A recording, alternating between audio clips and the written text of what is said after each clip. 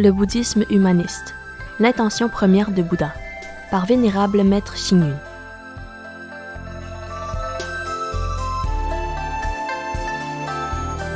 Avec les 3 bontés et les 4 dons, pratiquer la générosité en diffusant le Dharma. Je me rappelle, en l'an 2000, durant la fête du Nouvel An chinois, le professeur honoraire de l'Université de Wisconsin, président Cao Shih-chun, est venu à Foshan en ami du bouddhisme. Un matin, je l'accompagnais au petit déjeuner quand soudain, il me demanda « Qu'est-ce que le bouddhisme humaniste ?» Je n'avais jamais réfléchi à cette question.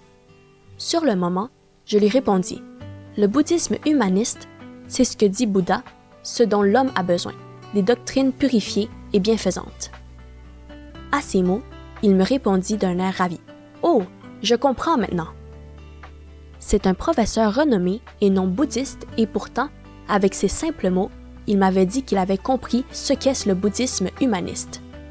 Je pense que, pour comprendre le bouddhisme humaniste, il faut sans doute posséder l'illumination, la sagesse, prajna, et le degré de comprendre le cœur et pénétrer la nature.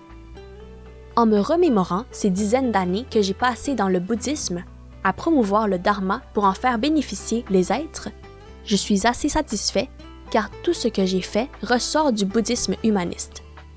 Je construis les pagodes pour assurer la tranquillité des monastiques. Je crée des collèges bouddhistes. Je préconise la pratique simultanée de Chan et Tingtu. J'attache de l'importance à la pratique dans la vie quotidienne. Je veux aider et secourir les gens en détresse. Je pense toujours au bonheur et à la tranquillité de mes adeptes et de leurs familles. C'est pourquoi j'encourage la pratique des 4 dons. Apporter aux gens la confiance, la joie, l'espérance et l'aisance. Et aussi la pratique des 3 bontés, des 5 harmonies, des 7 avertissements, des 8 bonnes voies, etc. C'est ainsi que le bouddhisme humaniste peut se répandre insensiblement. On me dit que les personnes âgées ne savent pas communiquer avec leurs enfants et petits-enfants. C'est pourquoi j'ai fait le vœu de construire les hommes. D'autres disent « Personne ne veut accueillir les orphelins et les conditions de vie des enfants de parents isolés sont, elles aussi, pitoyables. » Alors je bâtis les orphelinats. D'autres encore disent « Beaucoup d'enfants n'ont pas l'occasion de s'instruire. » Alors j'ouvre des jardins d'enfants et aussi des écoles primaires et secondaires. La diffusion par les médias est bien meilleure et je crée des maisons de la radio et de la télévision, des journaux et des magazines, etc.